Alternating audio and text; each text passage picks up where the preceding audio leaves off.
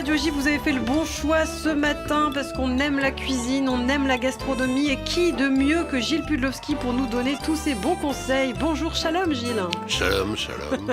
Alors, Shalom, jeune femme. Alors on a beaucoup voyagé ces derniers vendredis, on est allé en Israël, on est allé à Cannes, on est allé donc à Tel Aviv, à Natania et là on retourne à Paris avec Rivka. Rivka, c'est dans le 18e arrondissement de Paris. Absolument, Rebecca Romer. Pendant longtemps, j'ai cru que Rebecca Romer était ashkénaze.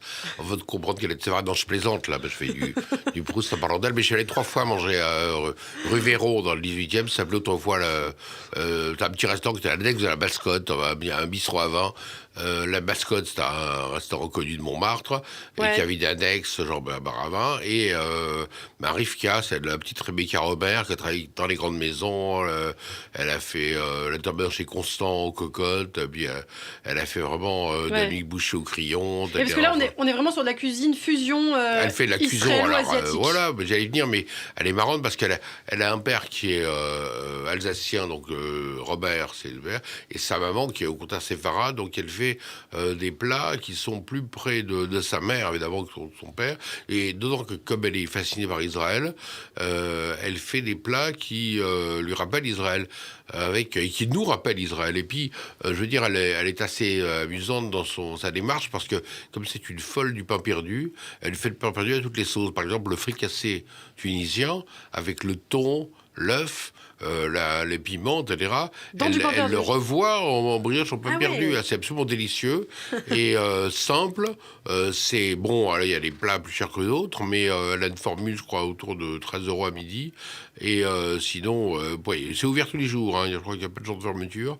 Et vous mangez des choses, alors évidemment un peu israélo-asiatique, elle aime bien aussi elle voyage un peu dans le monde entier, donc elle aime bien les condiments asiatiques, coréens, japonais, chinois, etc. Donc c'est un peu une cuisine, on va dire, fusion, et puis broyageuse, voilà, j'allais dire, avec beaucoup d'idées, beaucoup d'idées, un peu de piment, elle met des brioches partout. Alors le dessert, j'allais dire en premier, je la trouve formidable, parce que le dessert, c'est une brioche sur le pain perdu, comme 2 jours de pain perdu, avec des pistaches concassées sur le pain perdu, puis une glace à côté à la pistache, très bon. Elle est quand même derrière de ses fourneaux tout le temps, je sais pas comment elle le fait.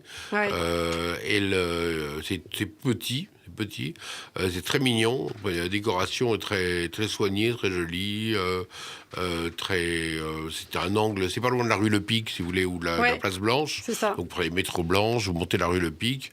La rue Véron, ça va se trouver sur votre droite. 35 rue Véron. Et voilà, elle est là, et elle est là tout le temps, et elle vous raconte ça menu du jour. Effectivement, elle devra remporter comme beaucoup de restaurants aujourd'hui, mais surtout que le pain perdu, elle en fait également au saumon, elle fait un pain perdu à tout ce que vous voulez, en fait. Mais je trouve que c'est une cuisine qui vaut le détour, déplacement, et puis le coup de chapeau, parce que elle a des idées à elle. Et si vous voulez remanger ce fricassé tunisien avec cette manière un petit peu sophistiquée, quelqu'un qui a appris chez les grands comme Constant Boucher ou Aleno, etc. Moi, je crois que c'est quelqu'un qui a de l'avenir devant elle. Voilà, et une particularité, jeune, je vois ça sur Internet, c'est qu'elle est ouverte que le soir du mercredi au vendredi, puis le samedi dimanche du midi jusqu'à minuit. Ah voilà. Donc c'est 3 jours mais elle ferme pas. Elle ferme le lundi et le mardi. Lundi, mardi. Il faut faire attention. Autant pour moi. Mais je suis là dimanche. En tout cas, c'est vrai qu'il y a peu de restaurants gastronomiques le dimanche. Et manger dimanche midi, c'est très marrant parce que manger chez elle, c'est un dépaysement. On mange chez elle, puis juste en face, il y a un petit café qui s'appelle Boris. Boris Aidé, c'est un pâtissier connu, on peut très bien prendre un café en face.